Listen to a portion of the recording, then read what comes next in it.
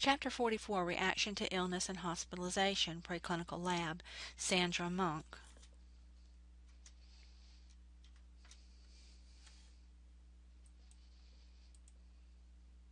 Children and stress. Several different things can affect children with their level of stress. One is their developmental age. If they have not had enough opportunity in life to develop coping skills, kids are more prone to stress because of changes from their usual state of health and routine, and also because they have a lack of coping mechanisms.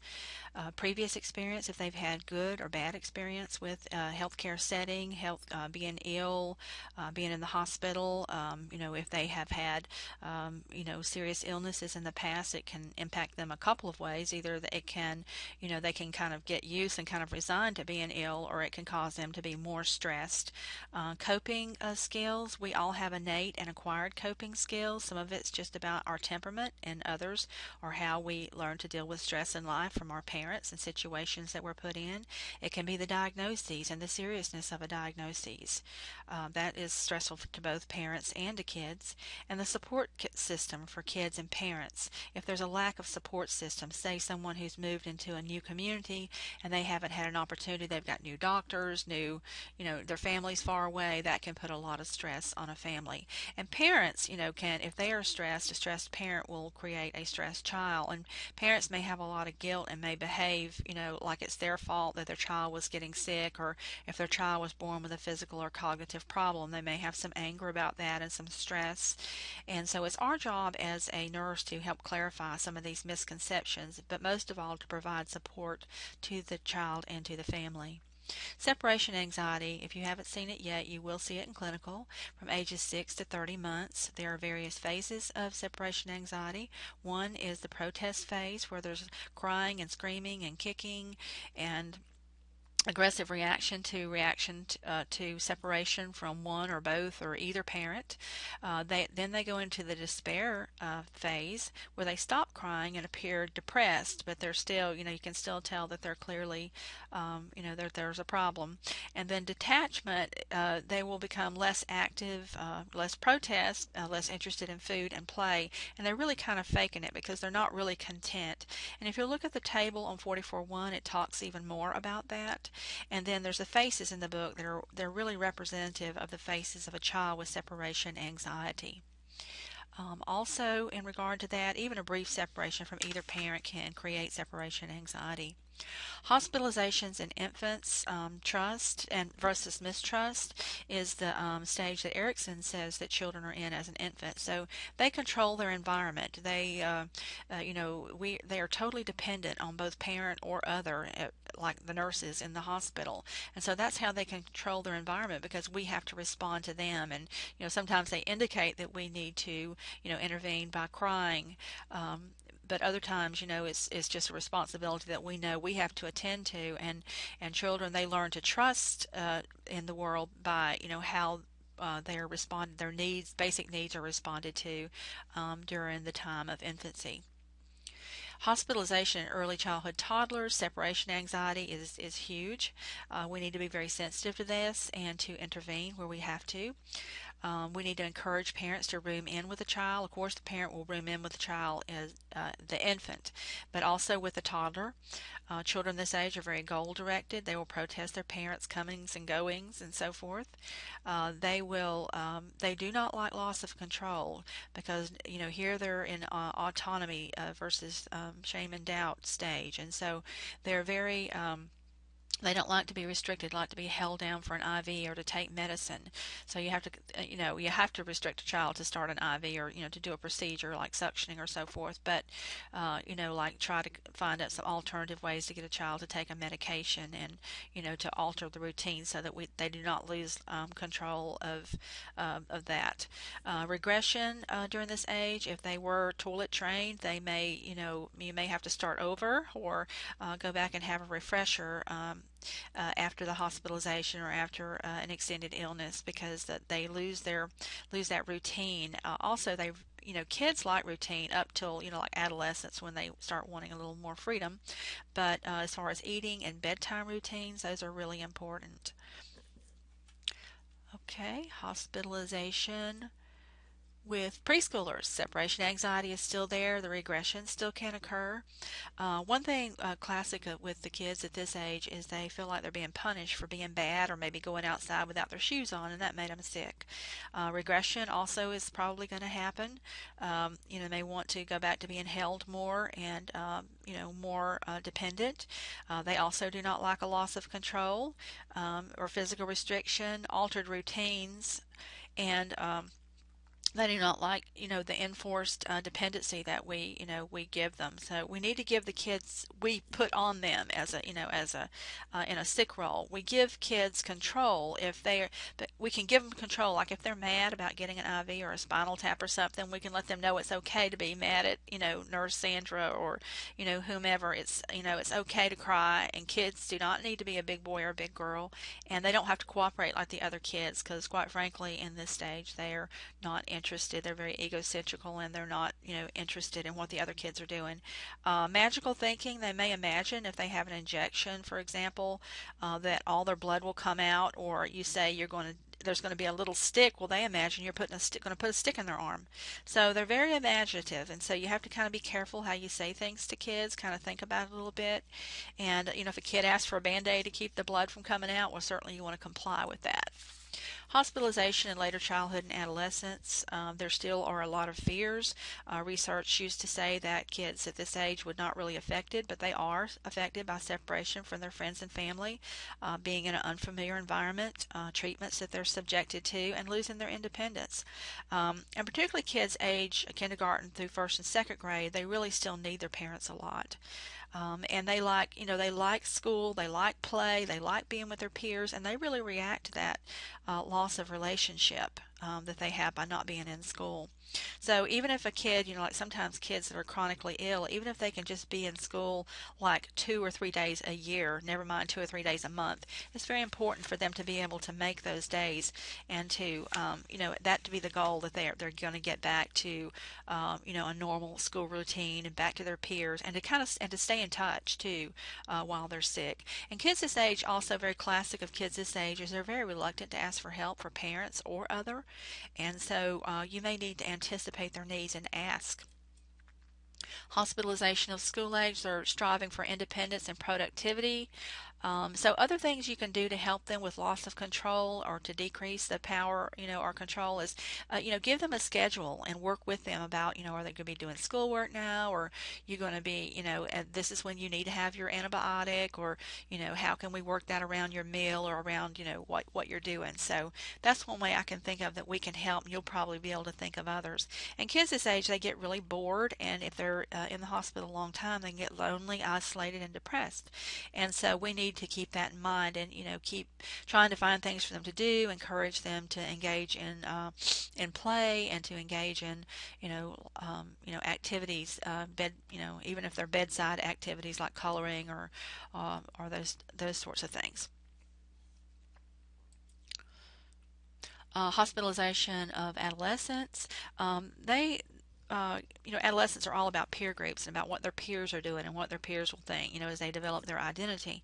But one thing that they know in a peer group is once they're out of the peer group, that their place gets lost really quickly, and so they know that by being in a peer group, and so they really struggle with that, and they do not like to be, outside. They like to be, like their other the other kids, the other adolescents, and they're struggling for independence, self-assertion, and liberation. So they really do not like to have loss of control, and we need to be real sensitive to that loss of independence. And if you are not, you will get responded to by rejection, uncooperation, withdrawal, anger, and frustration. And you'll need to talk to the adolescent maybe about what's going on, and there might be some things you can change with the schedule or how you're responding to the teen to make him or her more cooperative. It's not necessarily that they are a difficult child, or that they're, usually there's something that that can be remedied, and sometimes not, but it's worth trying to talk through. And they also can benefit from the company of other hospitalized teen, like in an activity room. I've seen kids like on a like an oncology unit who actually get to be very, very good friends as they go through treatments together, and visit back and forth with one another and provide support.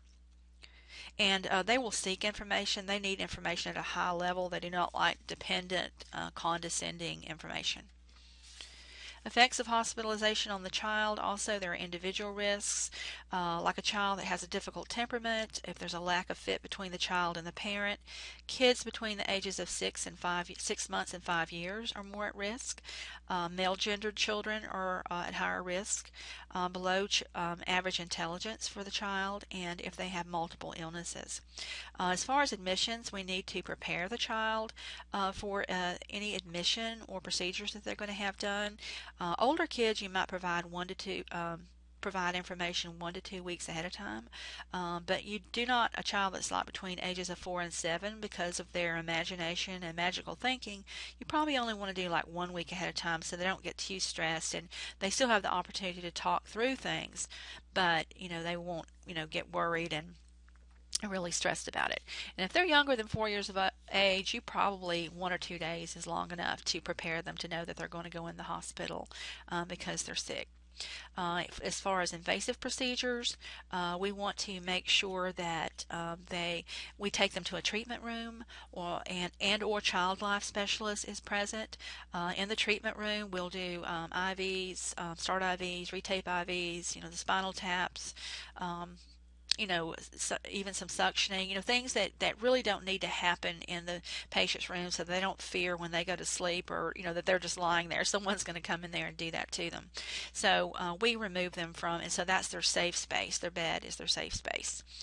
And child life specialists are folks that have 4-year degree. They have them at medical center and places like CHOA of Atlanta, but not at Houston. They do not have one at this time. Parents, the effects of hospitalization on the child. We'll talk a little bit special about parents, and also if they have pain, will determine how well the overall experience is perceived by the child and the parent, for that matter.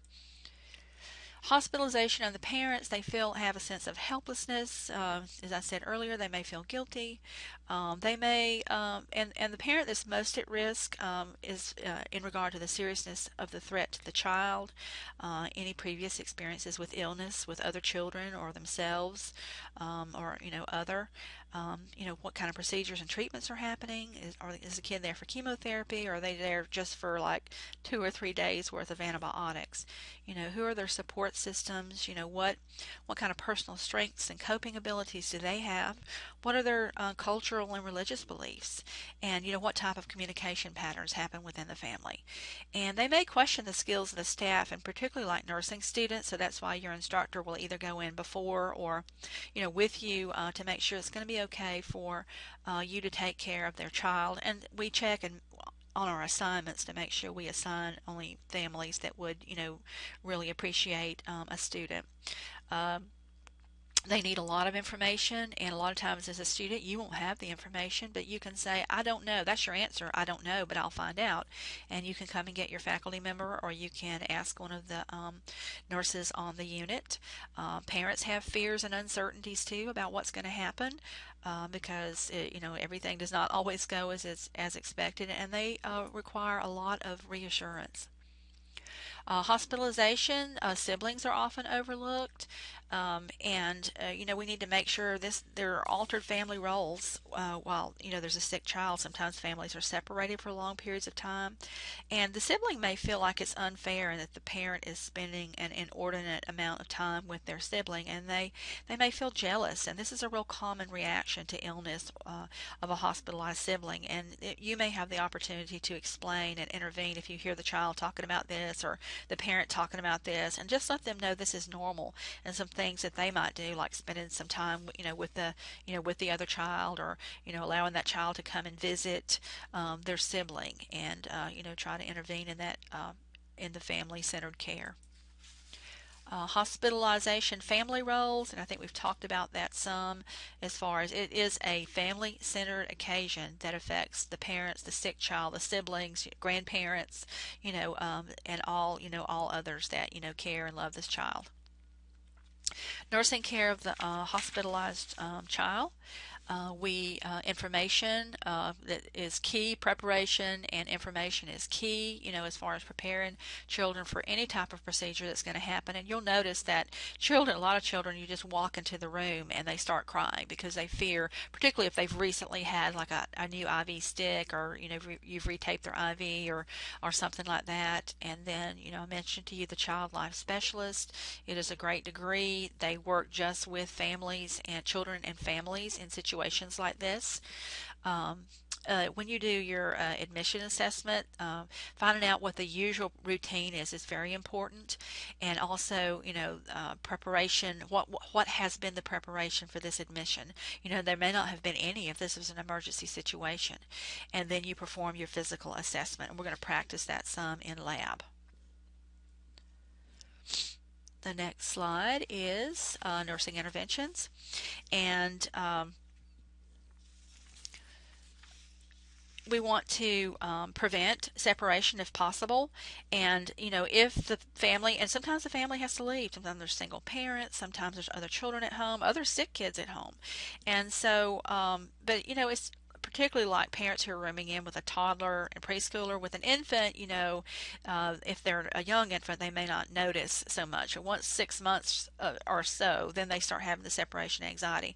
So, like for you couldn't explain that to an infant, but to a toddler or preschooler, they have no concept of time. So, if the parent must leave, they need to prepare the child, and also give them some reference of time that they'll really understand. Like, mommy will be back when your TV show comes on, your favorite TV show comes on, whatever that is.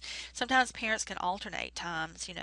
One parent's here one time, another parent's there another time. And then also, it's very important for kids to have their favorite objects like toys, or their favorite bottle or blanket. And sometimes even older kids will have that. They'll have that favorite object. And so it's, you need to be very objective and just realize that this is important during a time of stress for this older child to feel, comforted. You want to promote understanding, and I explained some of those situations, like with siblings, and you're kind of there as a mediator, and trying to make sure that see how this family is functioning, and you have ample opportunity to do some teaching. You want to prevent or minimize fear of bodily injury, like using the treatment room, being careful about what you say. And provide developmentally appropriate activities. For example, like an adolescent may need to have a very flexible schedule. And then, school age kids, may need to have some time for school, their schoolwork built in. One thing, like kids that are in the hospital a lot, they can experience delayed development, particularly socially, if they're just in the hospital a lot and they don't have an opportunity to interact with their peers. And you just need to, being careful about what you say, to kind of go back to that a minute. Like kids, like if you tell them they're going to have a CAT scan, like a 3 or 4 or 5-year-old, they may think a cat's going to be in there and something might scratch them while they're in there. So, but you need to talk to them in very concrete terms, like, once your tonsils are fixed, then, you won't have a sore throat anymore. They'll be, or once that bone is fixed, it won't need to be repaired again. So you need to talk to them about things like that in your nursing interventions. Potential benefits of hospitalization is an opportunity to foster parent and child relationships. Sometimes this is a refuge from their home environment to be in the hospital. And sometimes it's an opportunity for families to learn more about growth and development. Sometimes there's things that the parents didn't know that may have contributed to the illness, or you may just see some opportunity to teach some things, particularly to new parents. Provide educational opportunities, to kids and the parents, like for a child with juvenile diabetes. Also, it's an opportunity for children and parents to see, to get a professional perception of healthcare. And so it's important in your role as a nurse to perform very professionally, so that they have, a good perception of, what happens when you come into the hospital, and how, it is to be, cared for by a nurse. You want to promote coping skills and maturation. It's interesting to see, like a young kid, they'll be very the self-mastery that they have by being able to be in the hospital and get better, and they feel like they have done something, and it helps them to mature. And you want to provide socialization. Sometimes there are self-help groups that children can attend in larger hospitals. And also, sometimes there's an opportunity for the nurse to socialize, like troubled children, maybe who are in for like a drug overdose, while they're waiting for, they may be on the pediatric unit until they get, transferred to some mental health care. And so it gives them an opportunity to talk with children and, provide support to them. Nursing care of the family, factors affecting the family reaction, the seriousness of the illness, past experiences, and then what the procedures are going to be. And I think I've said that several times. Um, we need to support the family members. This is family-centered care, and sometimes it's just a willingness to stay and listen. And sometimes you don't know what families are going to tell you, and so remain non-judgmental and just listen. Sometimes it's ugly things they tell you, and sometimes it's other things that you're providing them reassurance that they haven't, they've done the best that they can, and so forth. Sometimes it's a matter of allowing privacy. Parents sometimes need to talk things over about whether they want this procedure or that procedure. Sometimes it's evident that someone else needs to intervene, like a chaplain, or ask them to want to call their own religious group that they affiliate with. So it's very important to support people spiritually and culturally. And as a clinical instructor, I will send my students back in many times to find out all the details. Because you need this information to be able to provide, a good, plan of care. And you want to encourage parent participation, and the best way to do that is to provide a place to sleep, some food, and a little bit of time to rest. You want to encourage them to have brief breaks. Sometimes they need to go home. They'll ask you 6 times, "Are you sure it's okay if I go home?" And you have to say yes every time. Yes, it's really okay if you go home. We'll watch the child, or we'll wait for daddy. We'll be looking for daddy to get here, or looking for mom to get here. And so you have to sometimes help to encourage that. Sometimes parents will just while they're in the hospital, they don't know what to do because no one's told them, and so they have to, you have to kind of, help them to know, how to be the parent in that role while they're being hospitalized. Sometimes nurses, you'll hear a baby crying, the nurses don't run in there right away. They want to see how this family's going to respond to the baby and see if they can foster, that care that the parent is providing care. And sometimes just going in and to help alongside with that parent with the care is helpful. And you want to prepare for the discharge home with adequate resources. You want to make sure they have a plan and the skills needed to be able to provide home care. Special hospital situations. One is ambulatory or outpatient setting. There's so many advantages to this. The kid doesn't get out of their routine. They can go back to familiar things, familiar setting. It's a lot more comfortable. But there are some, outsides to that too. Some disadvantages, and one is the waiting period. There's a lot of waiting that goes on in this ambulatory and outpatient setting, where the child gets taken away to the procedure, and you wait till they come back. And so, people need a lot of information, and usually only the parents can go back. So there may be grandparents that are interested in waiting. So that's a very interesting situation for children and for parents and families. The other thing about ambulatory care is parents need lots and lots of information, because they're going home and providing care that has been performed or could be performed by a nurse. So, they need to be able to be well informed, so that when they get home, they've got a good plan, they've got instructions written that they can refer to, and somebody to call if they have any questions. Isolation, kids, if they're going to be in isolation, this can be scary. People coming in and dressed up to take care of them. So one thing you can do is let them maybe dress up in some of the isolation gear. Let them know that germs made them sick, and so if they stay in this room, the germs will be made to go away. If it is an emergency admission, it can be very traumatic, and you don't have the time to do this preparation that you need to do. So you may be doing some backpedaling and doing some teaching after the fact, and a lot of supportive care. If a child is going to go into the intensive care unit, you may want to allow them to visit ahead of time. You definitely want to maybe visit some of the nurses, say hi to some of the nurses, see the room, see the equipment. You want the parent to room in. You want to make preparation for the siblings to be able to visit. Provide lots of information, and in settings like this, and I think in peds in general, you want to organize and prioritize treatments too, so that you can do several things at one time and allow for rest and relaxation in between, and so the child doesn't just get worn out. And also, I think an important thing is like in like units, that we don't think about is like turning off the equipment when it's not in use. Like sometimes we'll leave suction on or something like that, and it's really just not necessary, or just leave the blood pressure pump in there and it just starts beeping. And so all those kind of things can be can be scary to somebody who hasn't seen those before. And that's the end of this lecture. Thank you.